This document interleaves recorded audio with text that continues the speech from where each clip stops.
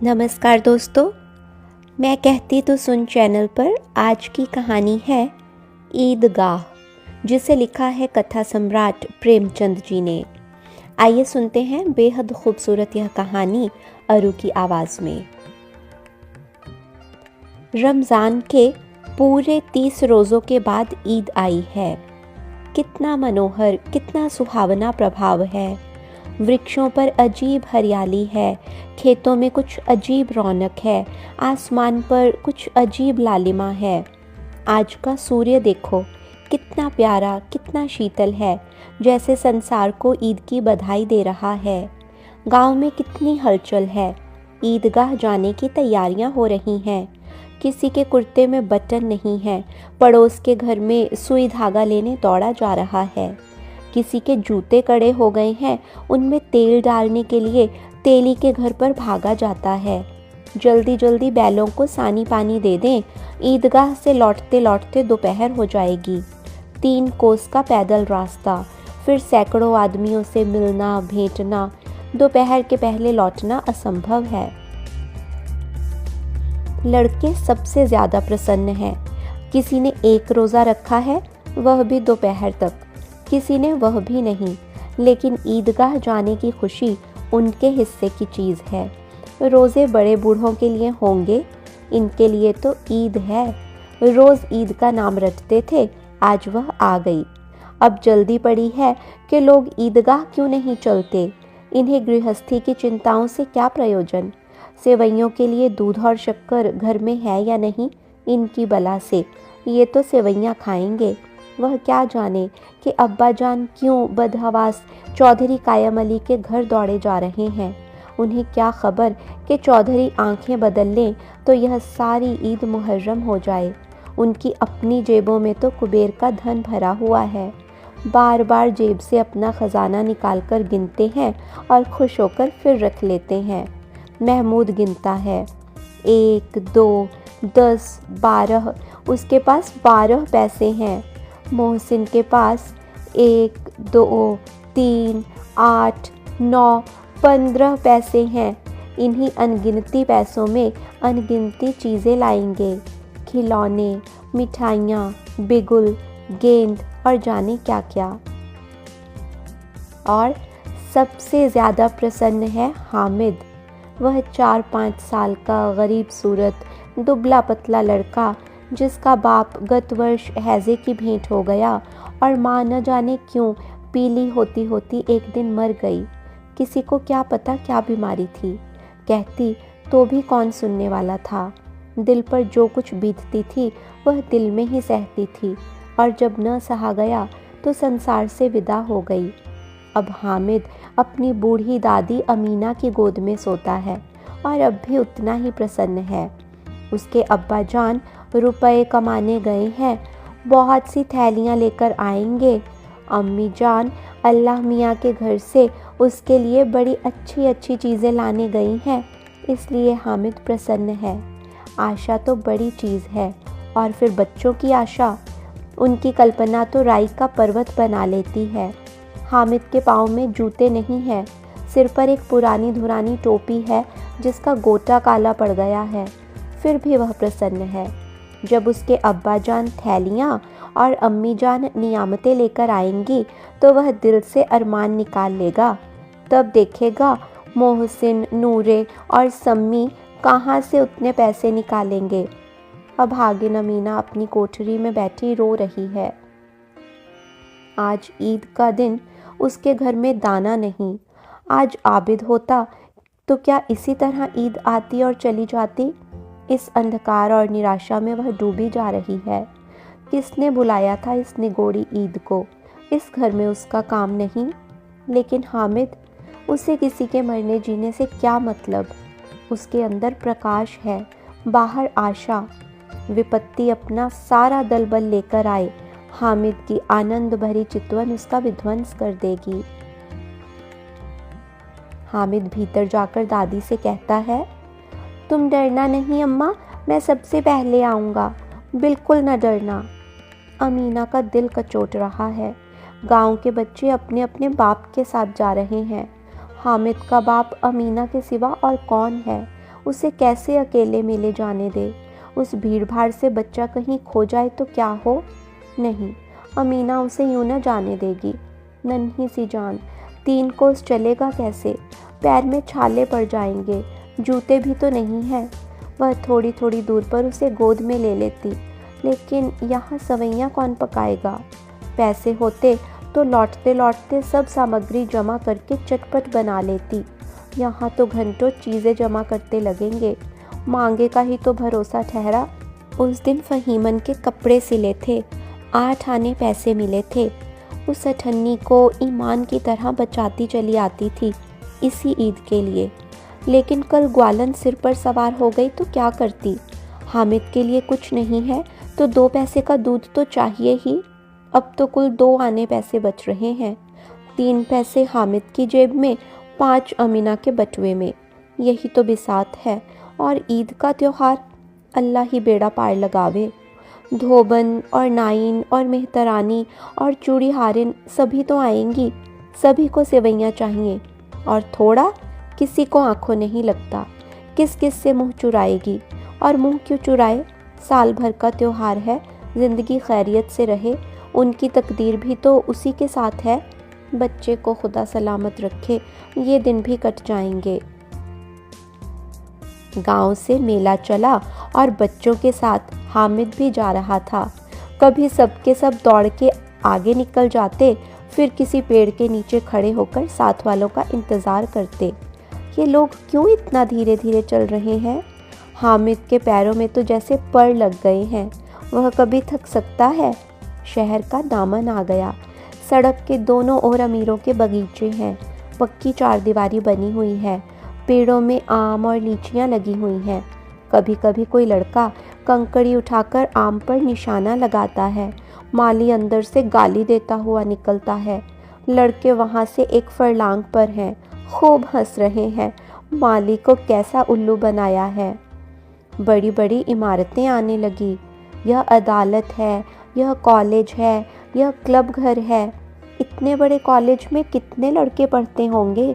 सब लड़के नहीं है जी, बड़े बड़े आदमी हैं। सच, उनकी बड़ी बड़ी मूछें हैं। इतने बड़े हो गए, अभी तक पढ़ने जाते हैं। न जाने कब तक पढ़ेंगे और क्या करेंगे इतना पढ़कर। हामिद के मदरसे में 2-3 बड़े बड़े लड़के हैं, बिल्कुल 3 कौड़ी के। रोज़ मार खाते हैं, काम से जी चुराने वाले। इस जगह भी उसी तरह के लोग होंगे और क्या। क्लब घर में जादू होता है, सुना है। यहाँ मुर्दों की खोपड़ियाँ दौड़ती हैं और बड़े बड़े तमाशे होते हैं, पर किसी को अंदर नहीं जाने देते। और वहाँ शाम को साहब लोग खेलते हैं। बड़े बड़े आदमी खेलते हैं, मूंछों दाढ़ी वाले। और मेमे भी खेलती हैं। सच, हमारी अम्मा को यह दे दो, क्या नाम है, बैट, तो उसे तो पकड़ ही ना सकें, घुमाते ही लुढ़क जाएं। महमूद ने कहा, हमारी अम्मी जान का तो हाथ कांपने लगे, अल्लाह कसम। मोहसिन बोला, चलो, मनो आटा पीस डालती हैं, ज़रा सा बैट पकड़ लेंगी तो हाथ कांपने लगेंगे। सैकड़ों घड़े पानी रोज़ निकालती हैं, 5 घड़े तो तेरी भैंस पी जाती है। किसी मेम को 1 घड़ा पानी भरना पड़े तो आंखों तले अंधेरा छा जाए।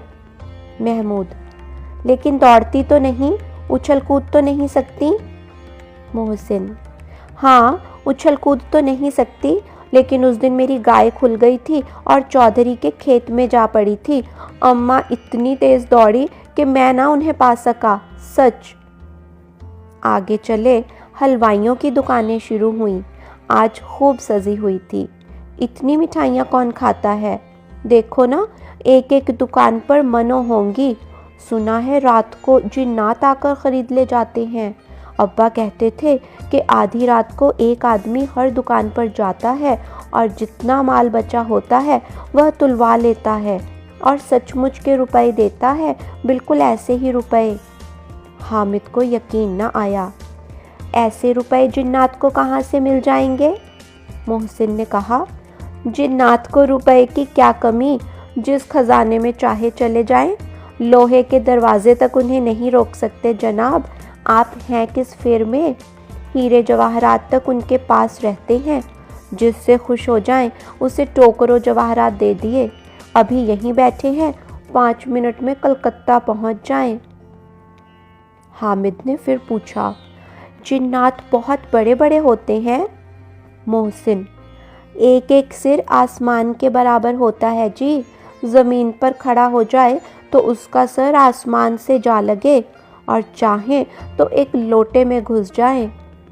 हामिद, लोग उन्हें कैसे खुश करते होंगे? कोई मुझे ये मंत्र बता दे तो एक जिन को खुश कर लूं। मोहसिन, अब ये तो मैं नहीं जानता, लेकिन चौधरी साहब के काबू में बहुत से जिन्नात हैं। कोई चीज़ चोरी जाए, चौधरी साहब उसका पता लगा देंगे और चोर का नाम बता देंगे। जुमराती का बचवा उस दिन खो गया था, 3 दिन हैरान हुए, कहीं ना मिला। तब झक मारकर चौधरी के पास गए। चौधरी ने तुरंत बता दिया मवेशी खाने में है, और वहीं मिला। जिन्नात आकर उन्हें सारे जहान की खबर दे जाते हैं। अब उसकी समझ में आ गया कि चौधरी के पास क्यों इतना धन है और क्यों उनका इतना सम्मान है। आगे चले, यह पुलिस लाइन है, यहीं सब कांस्टेबल कवायद करते हैं। रैटन, फाइफो रात को बेचारे घूम घूम कर पहरा देते हैं, नहीं चोरियां हो जाएं। मोहसिन ने प्रतिवाद किया, यह कांस्टेबल पहरा देते हैं तभी तुम बहुत जानते हो अजी हजरत, ये चोरी करते हैं। शहर के जितने चोर डाकू हैं सब इन्हीं से तो मिले रहते हैं। रात को ये लोग चोरों से तो कहते हैं चोरी करो, और आप दूसरे मोहल्ले में जाकर जागते रहो पुकारते हैं, तभी इन लोगों के पास इतने रुपए आते हैं। मेरे मामू एक थाने में कांस्टेबल हैं, 20 रुपया महीना पाते हैं, लेकिन 50 रुपए घर भेजते हैं। अल्लाह कसम, मैंने एक बार पूछा था कि मामू आप इतने रुपए कहाँ से पाते हैं? हंसकर कहने लगे, बेटा अल्लाह देता है। फिर आप ही बोले, हम लोग चाहें तो एक दिन में लाखों मार लाएं, हम तो उतना ही लेते हैं जिससे बदनामी ना हो और नौकरी ना चली जाए। हामिद ने पूछा, ये लोग चोरी करवाते हैं तो कोई इन्हें पकड़ता नहीं? मोहसिन उसकी नादानी पर दया दिखाकर बोला, अरे पागल, इन्हें कौन पकड़ेगा? पकड़ने वाले तो ये लोग खुद हैं, लेकिन अल्लाह इन्हें सज़ा भी खूब देता है। हराम का माल हराम में जाता है। थोड़े ही दिन हुए मामू के घर में आग लग गई, सारी लेई पूंजी जल गई, एक बर्तन तक न बचा। कई दिन पेड़ के नीचे सोए, अल्लाह कसम पेड़ के नीचे। फिर न जाने कहाँ से 100 कर्ज लाए तो बर्तन भांडे आए। हामिद, 100 तो 50 से ज़्यादा होते हैं। कहाँ 50, कहाँ 100। 50 एक थैली भर होता है, 100 तो 2 थैलियों में भी ना आए। अब बस्ती घनी होने लगी, ईदगाह जाने वालों की टोलियां नजर आने लगी, एक से एक भड़कीले वस्त्र पहने हुए, कोई इक्के तांगे पर सवार, कोई मोटर पर। सभी इत्र में बसे, सभी के दिलों में उमंग। ग्रामीणों का यह छोटा सा दल अपनी विपन्नता से बेखबर संतोष और धैर्य में मगन चला जा रहा था। बच्चों के लिए नगर की सभी चीज़ें अनोखी थीं। जिस चीज़ की ओर ताकते ही रह जाते और पीछे से बार बार हॉर्न की आवाज़ पर भी न चेतते। हामिद तो मोटर के नीचे आते आते बचा। सहसा ईदगाह नज़र आई। ऊपर इमली के घने वृक्षों की छाया है, नीचे पक्का फर्श है जिस पर जाजम बिछा हुआ है, और रोज़ेदारों की पंक्तियाँ एक के पीछे एक न जाने कहाँ तक चली गई हैं, पक्की जगत के नीचे तक, जहाँ जाजम भी नहीं है। नए आने वाले आकर पीछे की कतार में खड़े हो जाते हैं। आगे जगह नहीं है। यहाँ कोई धन और पद नहीं देखता। इस्लाम की निगाह में सब बराबर हैं। इन ग्रामीणों ने भी वज़ू किया और पिछली पंक्ति में खड़े हो गए। कितना सुंदर संचालन है, कितनी सुंदर व्यवस्था। लाखों सिर एक साथ सिजदे में झुक जाते हैं, फिर सबके सब एक साथ खड़े हो जाते हैं, एक साथ झुकते हैं और एक साथ घुटनों के बल बैठ जाते हैं।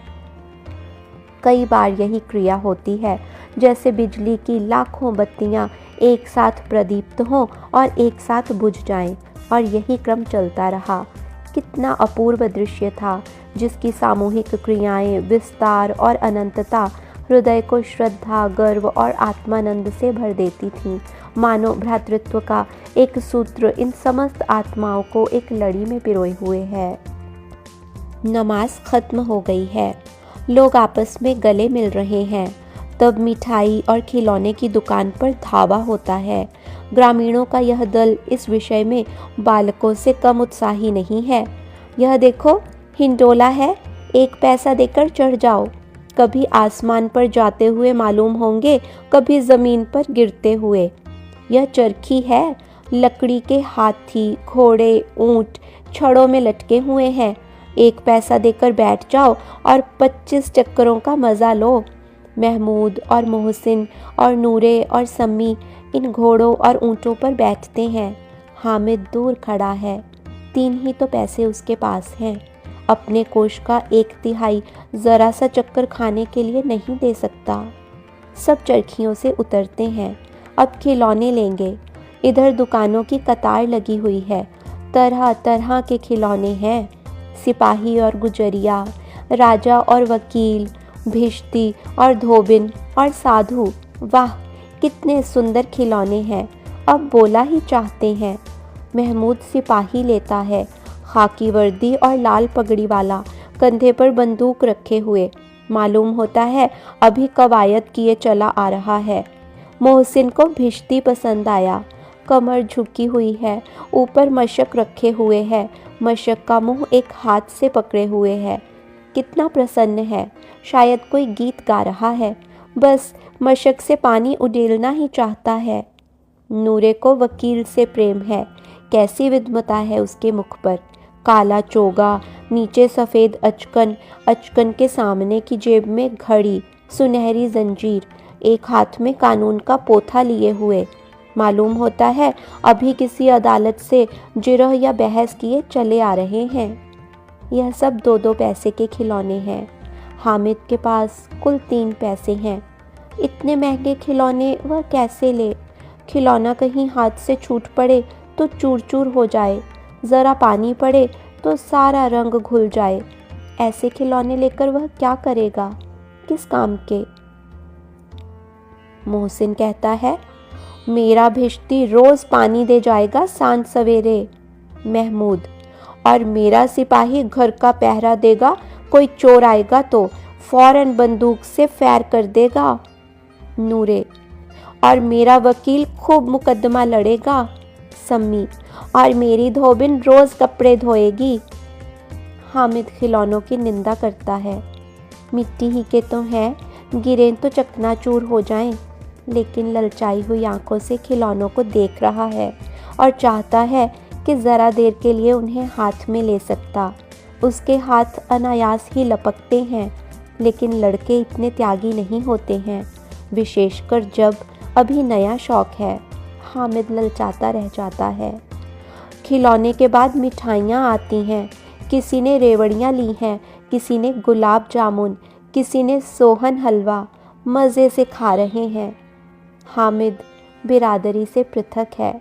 अभागे के पास 3 पैसे हैं, क्यों नहीं कुछ लेकर खाता? ललचाई आंखों से सबकी ओर देखता है। मोहसिन कहता है, हामिद रेवड़ी ले जा, कितनी खुशबूदार है। हामिद को संदेह हुआ ये केवल क्रूर विनोद है। मोहसिन उतना उदार नहीं है, लेकिन यह जानकर भी वह उसके पास जाता है। मोहसिन दोने से एक रेवड़ी निकालकर हामिद की ओर बढ़ाता है। हामिद हाथ फैलाता है। मोहसिन रेवड़ी अपने मुंह में रख लेता है। महमूद, नूरे और सम्मी खूब तालियां बजा बजा कर हंसते हैं। हामिद खिसिया जाता है। मोहसिन, अच्छा अब की बार ज़रूर देंगे हामिद, अल्लाह कसम, ले जा। हामिद, रखे रहो, क्या मेरे पास पैसे नहीं हैं? सम्मी, 3 ही पैसे तो हैं, 3 पैसे में क्या क्या लोगे? महमूद, हमसे गुलाब जामुन ले जा हामिद, मोहसिन बदमाश है।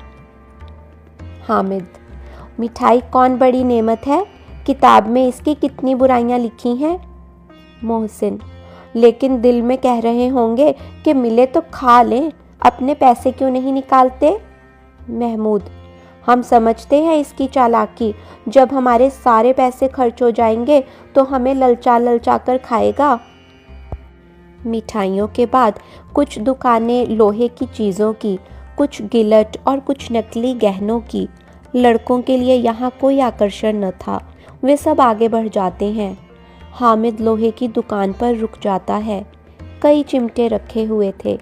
उसे ख्याल आया, दादी के पास चिमटा नहीं है, तवे से रोटियां उतारती हैं तो हाथ जल जाता है।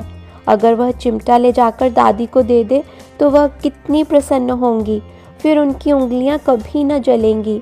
घर में एक काम की चीज़ हो जाएगी। खिलौने से क्या फ़ायदा, व्यर्थ में पैसे खराब होते हैं। ज़रा देर ही तो खुशी होती है, फिर तो खिलौने को कोई आंख उठाकर नहीं देखता। यह तो घर पहुंचते पहुंचते टूट फूट बराबर हो जाएंगे, या छोटे बच्चे जो मेले में नहीं आए हैं जिद करके ले लेंगे और तोड़ डालेंगे। चिमटा कितने काम की चीज़ है। रोटियां तवे से उतार लो, चूल्हे में सेंक लो। कोई आग मांगने आए तो चटपट चूल्हे से आग निकाल कर उसे दे दो। अम्मा बेचारी को कहाँ फुर्सत है कि बाजार जाए, और इतने पैसे ही कहाँ मिलते हैं। रोज़ हाथ जला लेती है। हामिद के साथी आगे बढ़ गए हैं। सबील पर सब के सब शरबत पी रहे हैं। देखो सब कितने लालची हैं। इतनी मिठाइयाँ ली, मुझे किसी ने एक भी ना दी।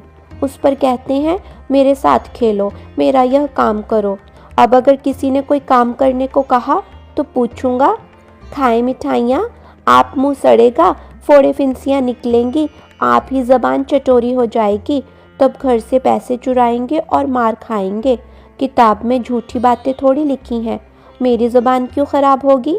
अम्मा चिमटा देखते ही दौड़कर मेरे हाथ से ले लेंगी और कहेंगी, मेरा बच्चा अम्मा के लिए चिमटा लाया है, कितना अच्छा लड़का है।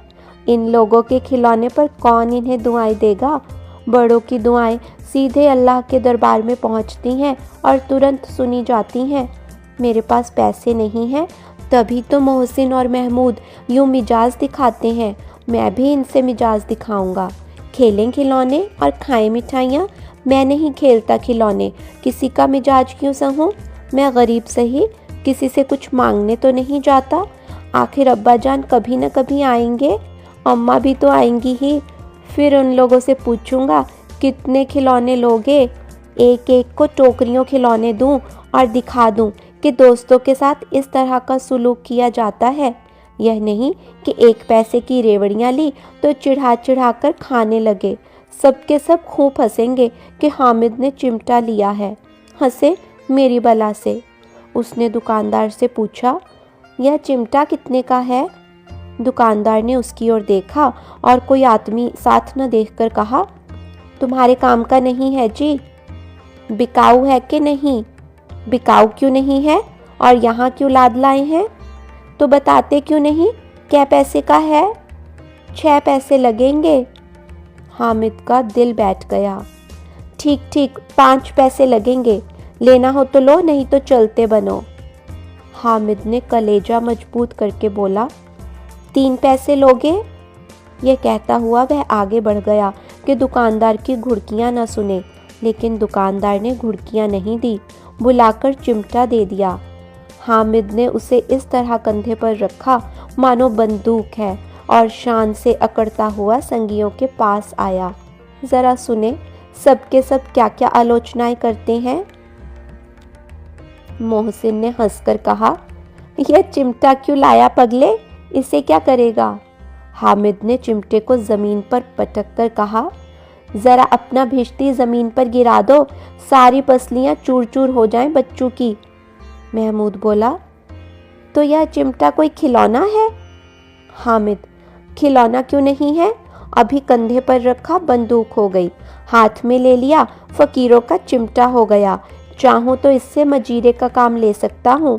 एक चिमटा जमा दूँ तो तुम लोगों के सारे खिलौनों की जान निकल जाए। तुम्हारे खिलौने कितना ही जोर लगाएं, मेरे चिमटे का बाल भी बांका नहीं कर सकते। मेरा बहादुर शेर है चिमटा। सम्मी ने खंजरी ली थी, प्रभावित होकर बोला, मेरी खंजरी से बदलोगे, 2 आने की है। हामिद ने खंजरी की ओर उपेक्षा से देखा। मेरा चिमटा चाहे तो तुम्हारी खंजरी का पेट फाड़ डाले, बस एक चमड़े की झिल्ली लगा दी, ढब ढब बोलने लगेगी, ज़रा सा पानी लग जाए तो ख़त्म हो जाए। मेरा बहादुर चिमटा आग में, पानी में, आंधी में, तूफान में बराबर डटा खड़ा रहेगा। चिमटे ने सभी को मोहित कर लिया। अब पैसे किसके पास धरे हैं, फिर मेले से दूर निकल आए हैं। 9 कब के बज गए, धूप तेज हो रही है, घर पहुंचने की जल्दी हो रही है। बाप से जिद भी करें तो चिमटा नहीं मिल सकता। हामिद है बड़ा चालाक, इसीलिए बदमाश ने अपने पैसे बचा रखे थे। अब बालकों के 2 दल हो गए हैं। मोहसिन, महमूद, सम्मी और नूरे एक तरफ हैं, हामिद अकेला दूसरी तरफ। शास्त्रार्थ हो रहा है। सम्मी तो विधर्मी हो गया, दूसरे पक्ष से जा मिला। लेकिन मोहसिन, महमूद और नूरे भी हामिद से 1-1, 2-2 साल बड़े होने पर भी हामिद के आघातों से आतंकित हो उठे हैं। उसके पास न्याय का बल है और नीति की शक्ति। एक और मिट्टी है, दूसरी ओर लोहा, जो इस वक्त अपने को फौलाद कह रहा है। वह अजेय है, घातक है।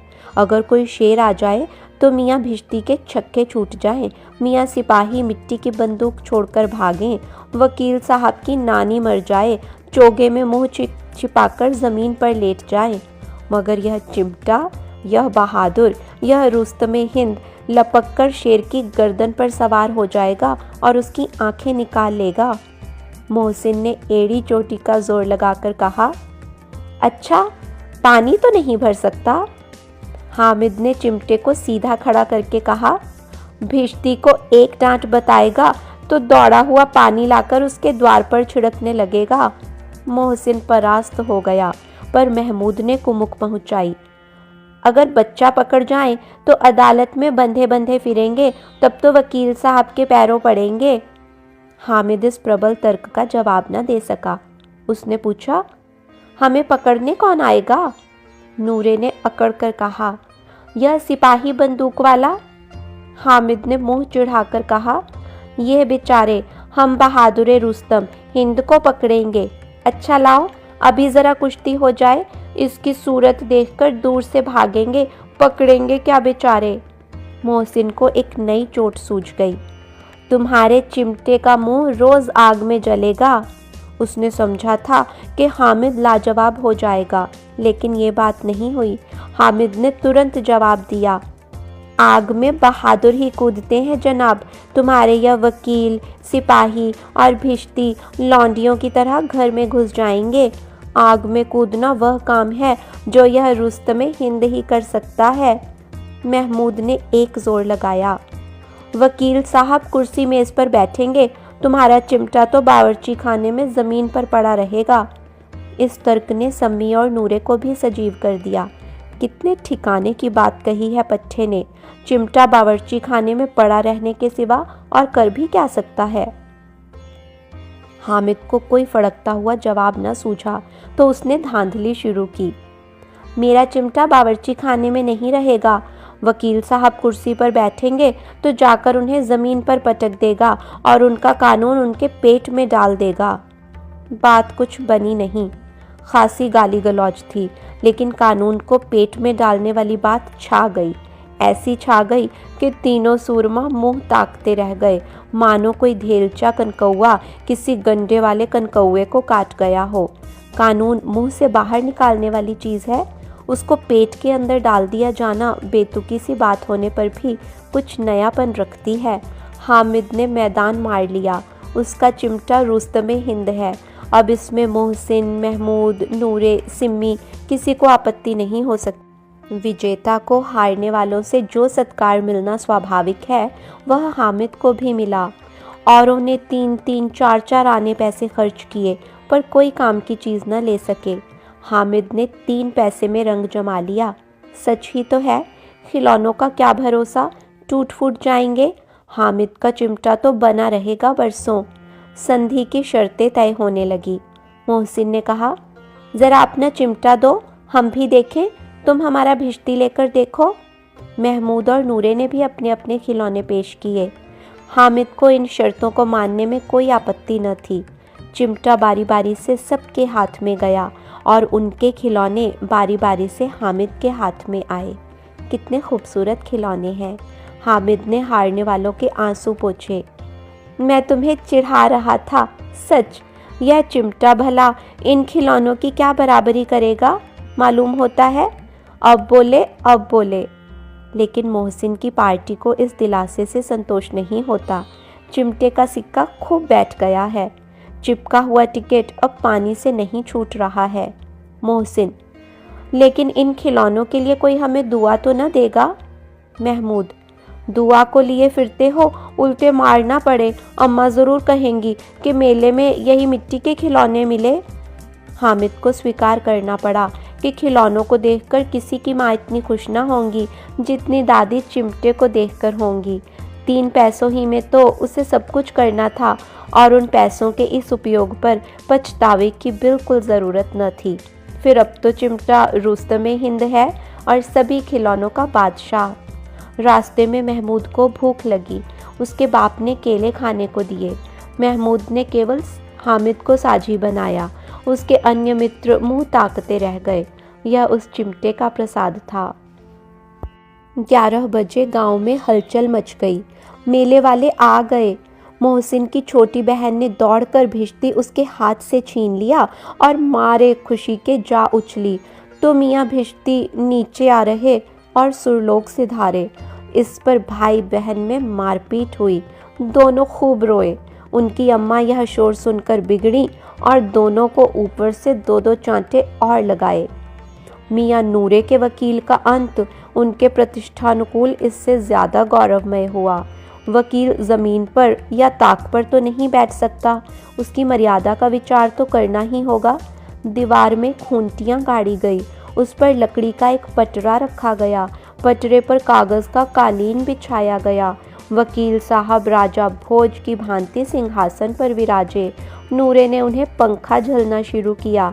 अदालतों में खस की टट्टियाँ और बिजली के पंखे रहते हैं, क्या यहाँ मामूली पंखा भी ना हो?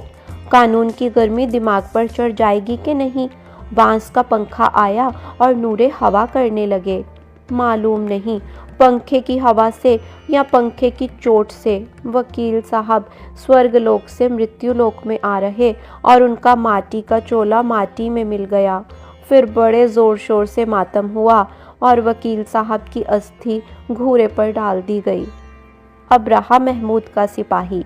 उसे चटपट गांव का पहरा देने का चार्ज मिल गया। लेकिन पुलिस का सिपाही कोई साधारण व्यक्ति तो नहीं जो अपने पैरों चले। वह पालकी पर चलेगा।